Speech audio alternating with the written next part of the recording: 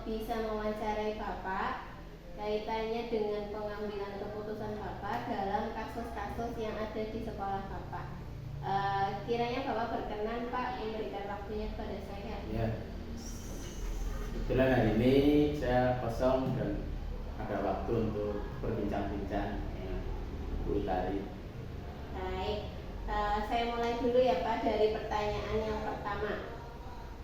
Selama ini, bagaimana Bapak dapat mengidentifikasi kasus-kasus yang merupakan dilema etika atau bujukan moral? Ya, jadi banyak hal kaitannya dengan dilema etika dan bujukan moral, dan saya ini pernah salah satu atau salah duanya pernah saya alami Bu. Terus kaitannya dengan keseharian yang jelas karena kita lingkungannya dengan siswa, ya kasusnya terjadi pada siswa. Misalnya anak itu nggak berangkat ke sekolah selama beberapa hari, kemudian dikonfirmasi ke wali kelasnya, terus ke anaknya. Terkadang guru mapel itu tidak mau tahu, karena anak tidak hadir itu sebenarnya ada alasannya. Seperti itu sih. Baik Pak, untuk pertanyaan yang kedua, selama ini bagaimana Bapak menjalankan pengambilan keputusan di sekolah Bapak, terutama kasus-kasus di mana ada dua kepentingan yang sama-sama benar atau sama-sama mengandung nilai kebajikan? Ya, seperti yang tadi saya sampaikan di pertanyaan yang pertama kaitan dengan dilema etika.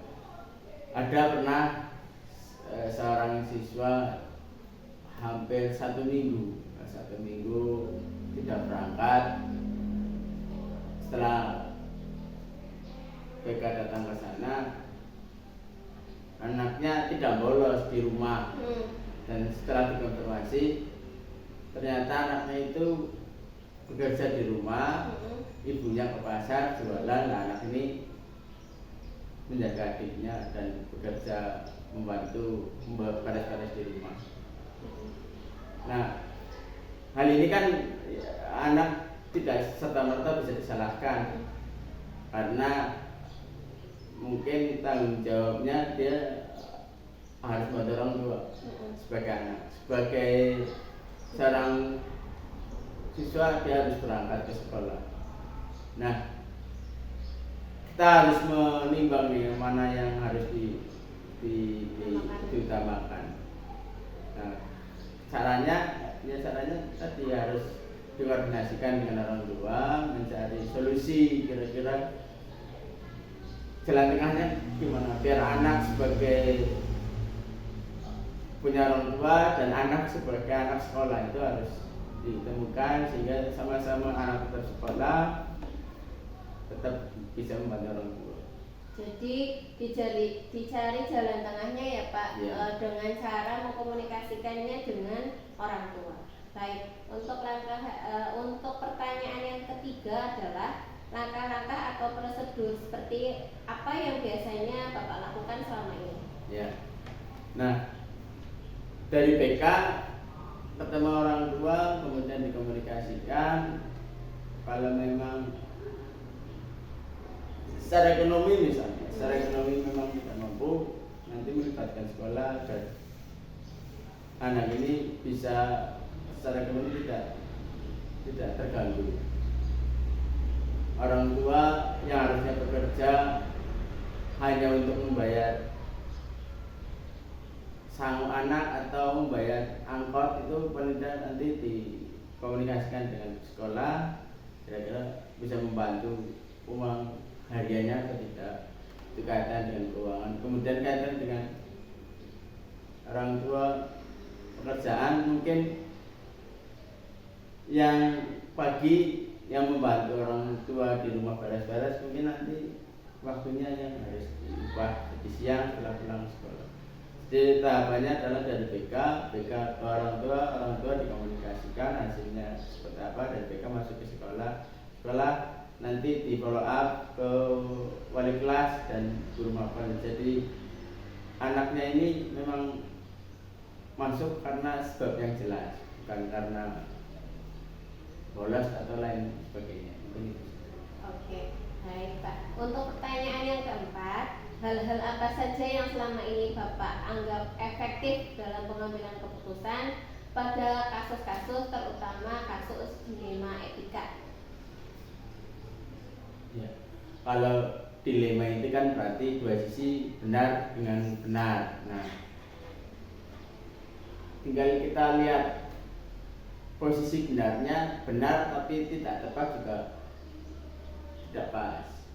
Misalnya kayak seperti tadi, benar, ya dia benar tidak berangkat tentang dua, cuma tidak pasnya dia juga punya kewajiban untuk berangkat sekolah.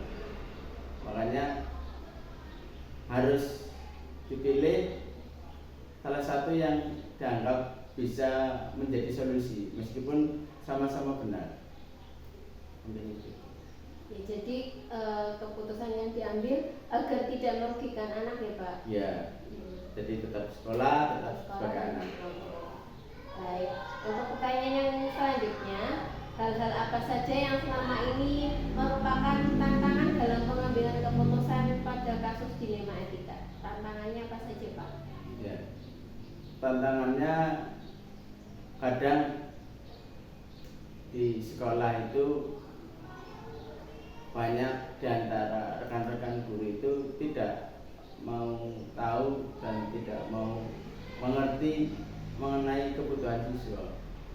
Padahal siswa yang di sekolah itu dengan latar belakang yang berbeda, kondisi ekonomi berbeda, lingkungan sosial yang berbeda, maka akan berpengaruh. Padahal ketika kita mengajar, yang kita ajar itu sebenarnya penuh warna. Nah, oleh karena itu harusnya ada kedekatan dengan siswa dan mau tahu tentang kehidupan anak. Jadi kita akan lebih mudah ketika ada hal-hal yang sama-sama benar itu kita bisa lebih mudah atau bisa lebih tepat untuk mengambil keputusan. Berarti kendalanya ada di rekan guru yang belum bisa mengenal anak lebih jauh ya Pak? Ya, jadi benar. bisa mengerti kebutuhan anak. Untuk pertanyaan selanjutnya, apakah Bapak memiliki sebuah jadwal tertentu dalam sebuah penyelesaian kasus? Apa Bapak langsung menyelesaikannya di tempat atau memiliki sebuah jadwal untuk menyelesaikannya? Bentuk atau prosedur seperti apa yang Bapak jalankan? Ya. Dijadwalkan atau tidak? Kalau dijadwalkan